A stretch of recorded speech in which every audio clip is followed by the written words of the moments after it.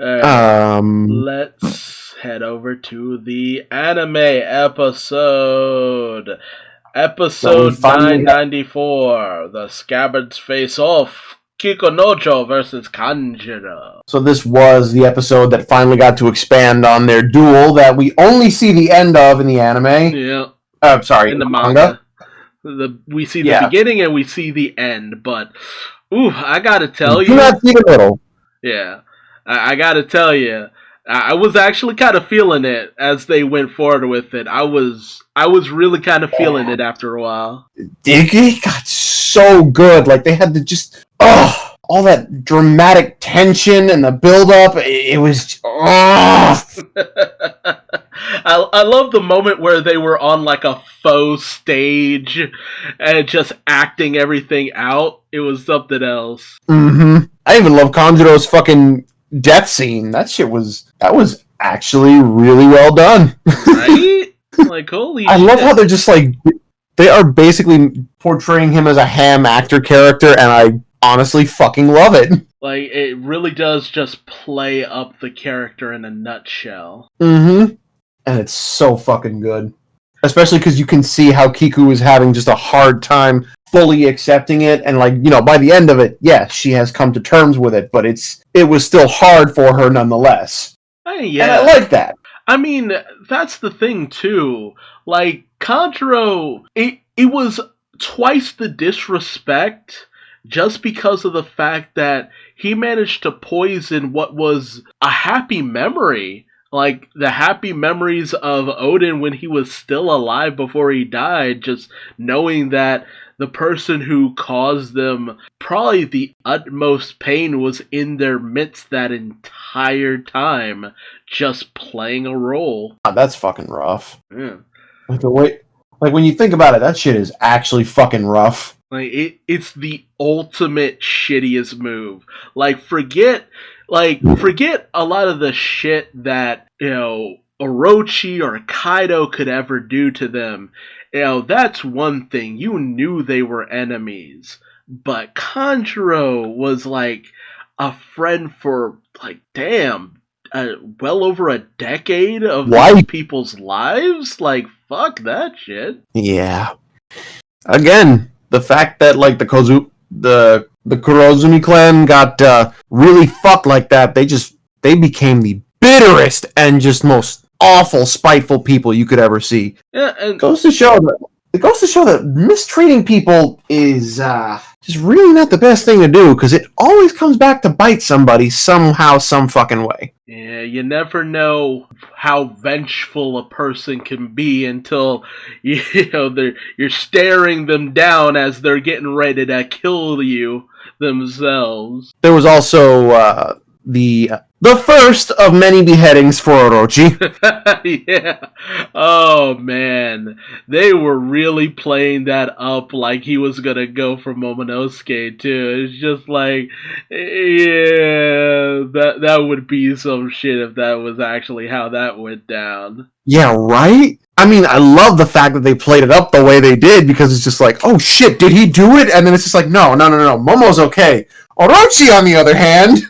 Like, I could see it coming, too. Like, as soon as Orochi started running his mouth, it's just like, It's like, bitch, you living on borrowed time at this point. I love how, I gotta admit, I do love how they managed to avoid showing a lot of bloody violence, but still got away with the implication that, no, this happened. Okay, so... You see the action, you see the implication, you don't see, like, the outright beheading, you see, like, after the fact, you see the head roll, you see the head and the body fall separately, you don't see blood until Kaido does the thing with the sword. Yeah. It's just like, I got your sword, bloody king, sorry about that. I don't know how else to put it, that is one of those details that just... They do it for me, I mean, obviously you can get away with more types of violence in anime, but that was a pretty brutal piece of violence, especially for an 8-year-old like Momonosuke to have to behold. Right. And for the most part, they managed to make it as little violent as possible, I'm going to say. Yeah. It was as PG-13 as you could possibly get for something like that. Yes, actually, that's the perfect way to put it. Man, like, I love the fact that Kaido was just like, listen, people, I don't give a shit about the Korazumis. I don't give a shit about the Kozukis. All I care about is having a good time. And that good time involves destruction. We're gonna put those people in the flower capital to work, and we're just gonna go out into the world, find the One Piece, find the ancient weapons, and rip this world a new one. Just because we can. So you're either on board with that, or you're not. He wasn't, and look what happened to him. It's just like, make your choice wisely, but just understand, you could follow me, or you could follow a dead man. Which is the smarter choice? And then the fact that Kaido decided to make Yamato the shogun of what he was going to do to Wano. Yeah. And that was the straw that broke the camel's back. Yamato said, "Oh, hail to the fuck no!" Like, what the fuck did that asshole say? Like, cold day in hell. And then Luffy's just like, "Bro, what the fuck you doing? We're making a shortcut. Let's go bust the..." That was the part that got me. We're making a shortcut. Oh, I bet. Like, screw the subtlety. I'm through with that shit. We're making a beeline. We are going in, and we are going to beat his ass. Let's go. Oh man, but this was a good episode overall. But I am definitely looking forward to next episode where the raid begins properly. Yeah, boy. Fuck. Shit's about to get real. Mm-hmm. I think that so. What's up? I did want to comment on the opening sequence where Big Mom makes her entrance with the gold light and the smoke. Yeah. It looked like a fart cloud. I'm just gonna be real. It looked like a fart cloud. It looked like Big Mom just cut a big one. Just rip the big one. Oh my it's just god. Like Jesus fucking Christ, Linlin. Like, you couldn't kill us any other way. Now you have to bring your farts into this? Like, woman, at least crack open a window or something. Like, when the light finally changed from gold to, like, regular, and the smoke stopped looking like a mix of noxious yellow and doo-doo brown. Oh, man. I mean, don't get me wrong, the entire episode was breathtaking to look at, but I could not shake that one part of my mind that said, that kind of looks like a fart cloud. That's all you care about, I couldn't ignore it until the lighting changed. It's like, oh, okay, so it's not actually a fart cloud, it's smoke. Because honestly, I go into the episode, because, like, this was the first time in weeks that we haven't gotten, like, a recap of, like, previously on. It's like, no. They played the opening, and then they just went right into it. And I'm just like, oh, okay. No context from last time. We all know why we're here. I feel like at this point they know. Yeah. I feel like at this point they know. It's like, people are just probably binging this anyway, so fuck it. Well, I think they're trying to set up something specific for once they get to episode 1000, because, dude, we are on the cusp of that. 6 more episodes. Yeah, boy. Oh! Apparently they've already finished recording it, so, yeah, we just gotta wait for it to be released, so that's gonna be so good! Yeah. Oh, man, just like a month and a half. So what chapter are we on in the episodes, actually? Currently, as of now, we finished off chapter 985, and we're about a few pages into 986 as of this episode. Yeah, I suppose we really do have to keep that kind of lead on fucking shit. Shit. It's a good thing that they have been doing things the way they have, because at this point, they honestly could almost run up most of the whole Onigashima situation and potentially end right around when where the manga is right now. I think they could do that. So as long as they pad out a few fights, they should be golden if they keep up the pace that they have been. Yeah, and I feel like we're going to get that. We're definitely going to get a few fights padded out, like with the Tobi Roppo and, well, definitely with the Tobi Roppo, but I'm going to say most of the others will, like, let's see. When the raid starts, we're going to have Queen starting bullshit. Apu will be actively involved in that. Zoro's going to say, fuck you, Apu. Actually, there's still a lot to go on, isn't there? There is a lot to go on. Because, let me give you a bit of the rundown here. We still have to have the Scabbards go after Kaido.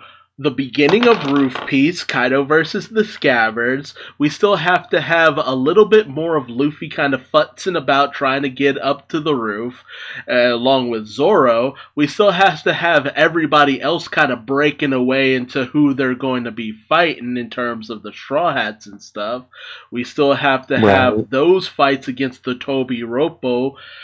We also have to have the Supernovas finally make it up to the roof and battle Kaido. We still have to have the reappearance of Kanjuro. We still have to have Big Mom also coming into the fray with everyone else. The whole situation with... I mean, shit, the battle on the roof alone actually had a lot of content towards it, now that I think about it. Yeah. Plus, there's the whole thing with Perospero and the fact that, like, after the Scabbards duck out of the fight with Kaido, they all pretty much find, like, a new objective, and they start breaking away from the group and just eventually fucking dying. Oof. What comes next is going to be real bloody and real painful. Yeah. And then we have to have... See, that's the thing. Everyone breaks off to fight the Tobi Roppo, and then it's everyone starts to defeat the Tobi Roppo. They're like in separate chunks of each other too. So it's just like those alone, only had about a chapter's worth of content kind of dedicated to them to a certain degree. If you just have, when each Straw Hat meets up with the Tobi Roppo, starts fighting the Tobi Roppo, and then eventually defeats the Tobi Roppo, those are at least a chapter in and of themselves worth of content, which could easily be an episode, maybe even 2 to a certain degree, depending on how the anime wants to play it. And there's I can honestly say I see Robin and Jinbei's fights lasting at least 2 episodes, maybe. Robin's I could definitely see lasting 2 episodes. Yeah. She had a real back and forth with Black Maria. Yeah. Jinbei and Who's Who that's an kind episode. Of one-sided. That's an episode. That was a pretty one-sided fight, all things considered. And if nothing else, just because Jinbei was just taking it, wondering where Who's Who was going with everything that he was saying, and ultimately saying, like, oh, you've got nothing of value to say to me. Get wrecked, bitch. Yeah, Who's Who, like, his reasoning for having a, quote, grudge against Jinbei was, Who's Who's an idiot. I really think it's just easier to say he's an idiot. I always took it as he thought he'd try working up the totem pole. It's just like, you're here right now, I'll take you down, then I'll go after your captain, and I'll slowly start making my way to Shanks as they try to get revenge, but it's just like, dude, you're not really even in Luffy's class, so I don't know what you were thinking was gonna happen, honestly. I'm sure Who's Who would have been an absolute terrifying monster back in the days of Water 7 and Eni's Lobby, but, those days are long behind us, Who's Who. You are a knockoff Rob Lucci. You are the poor man's Rob Lucci as far as we're concerned. You got the better devil fruit, and he's still got the better skill. Yeah. Like, you may have rivaled him at one point, but clearly things did not keep up that way. Like, he kept going up, and you hit a ceiling. You hit a ceiling and could not bounce. Well, I won't say bounce. You could not break through it. Yeah. And that ceiling apparently was Kaido. As it is for damn near everybody else. Yeah. And hell, it's like you said a while back, it's like the benefit of Big Mom's forces is that Big Mom, she's not really needed for the Big Mom pirates. She just is good for keeping up appearances. For the Kaido pirates, they are nothing without Kaido. Absolutely nothing. I mean, realistically, the only thing Big Mom is good for, apart from appearances, is just like, hey, drop her big fat ass onto an island. It'd be the equivalent of dropping a nuke. Yeah. Like, seriously. She is just a tactical weapon for whoever wants to use her at any given moment. That's about it. Basically. You notice that, like, these two members of the Four Emperors are, I want to say, comparable to Kaiju? Yeah. Essentially. Because, like, I mean, let's think about it for a sec. When Big Mom goes on a fucking... When she has a Hunger Pangs attack, she's basically Godzilla. I mean, when she was attacking that one town, they really kind of made that comparison right out the gate. And she did fire a laser cannon, so, you know, she's got the power of Mechagodzilla. Fucking Mechagodzilla! Oh my god. Well, yeah, no, you're not wrong. It's just drop Kaido or Big Mom into any situation, and it's just like a town's going to get leveled one way or another. Like that, there's no doubt about that. It's just whatever follows it up, it's going to have varying degrees of competency behind it. Let me put it this way: if you dropped, you know, a threat level like Big Mom or Kaido on somewhere, and then had their forces try to fill in the power vacuum, well, long and short, the Big Mom pirates would probably make a deeply leveled, layered, structured infrastructure where, you know, they're on top, but they can still profit from having a whole society built around them, whereas Kaido will just, well, it's pretty much mob rule. Yeah. He's got the biggest group with the most firepower, and anyone who tries to stand up to him, they fuck around and find out, essentially. Yeah, no kidding. I mean, it just goes to show that that's why in the time that Big Mom broke off from the Rocks Pirates, she was, I mean, all things considered, it was probably mostly like Streusen and a lot of her subordinates doing most of it, but she managed to have a fairly well put together infrastructure with taxation, people actually living under her, people who were, for the most part, content to live under her rule despite the terror that she could impose on them at any given moment. And despite the fact that she's literally taking a portion of their life, like, what, once a month? Yep. Once a fucking month. People gotta give up a bit of their soul just so they can continue living there, just so Big Mom can make homies out of everything. Right. More homies means more protection. True. And I'll be real, I would not want to live on the Grand Line without some form of protection. But when it comes to Kaido, it's just kind of like, I mean, when you look at it, I mean, Whitebeard had territory he protected, Shanks has territory he protects, fuck, even Blackbeard has territory he protects. But, I mean, Kaido, he just kind of has weapon manufacturing. He is an exporter of goods and services and nothing really else. I mean, hell, even when you think of the new Onigashima plan, it's literally just to make more weapons, get more power. And that's why it honestly makes a lot of sense for Big Mom and Kaido to team up, because they each have what the other lacks. Yeah. Else, Kaido's force is certainly armed to the teeth. Yeah.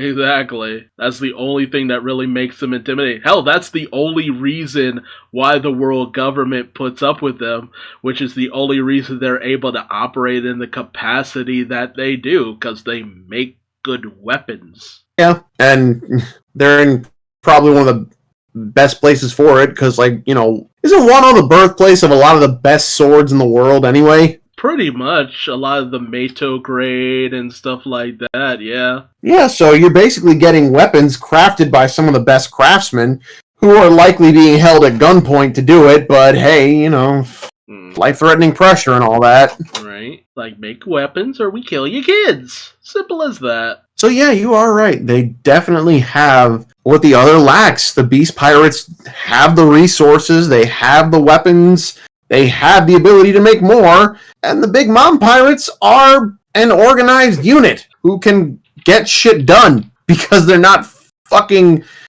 all entry-level thugs with a brain cell amongst a lot of them. A single brain cell amongst a lot of them. To share. You know, it's funny because now that I actually kind of think about it to a certain degree, it's just as, I think it was Capone Beige who said it best, you either join an emperor or you don't make it in the New World. And most of those people who went up against the emperor and didn't join him became a warlord. It just kind of stayed in paradise on the Grand Line. I mean, where did we find Crocodile? Where did we find Gecko Moria? It's just like, there are very few characters in the Warlords who could actually rival an emperor that, you know, wasn't allied with an emperor to some degree, or had beef with an emperor. Let's see.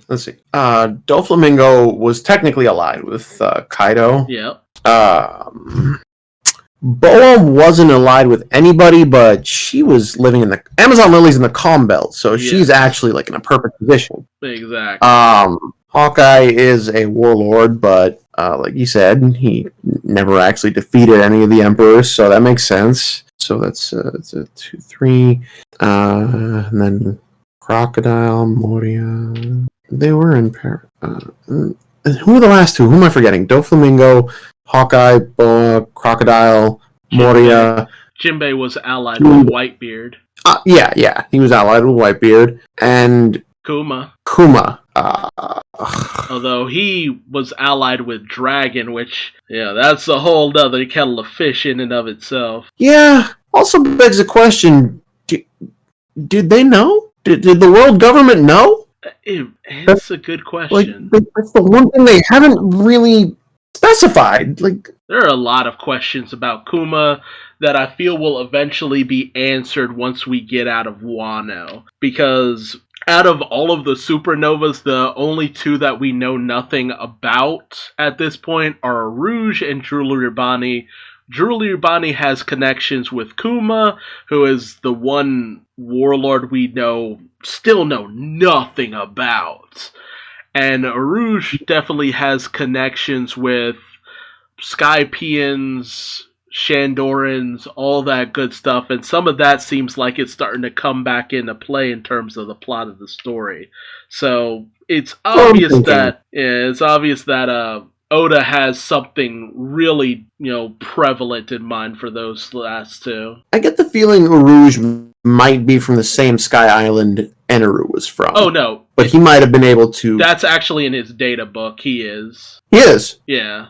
Oh, cool. Yeah, so the place. Never mind what I was doing. Yeah. Yeah, that's why I want more content with a Rouge, because there's something overly mysterious about him, as well as Druliribani at this point, and it's just like, what's the deal? What's their backstory? Because it's just like, we've gotten all the ones with any other form of interesting backstory out of the way, but those two, there's something a little bit more central to the overall plot going on with them. I would honestly kind of love, what? Just thinking about it, if Rouge and Eneru were just hands on site.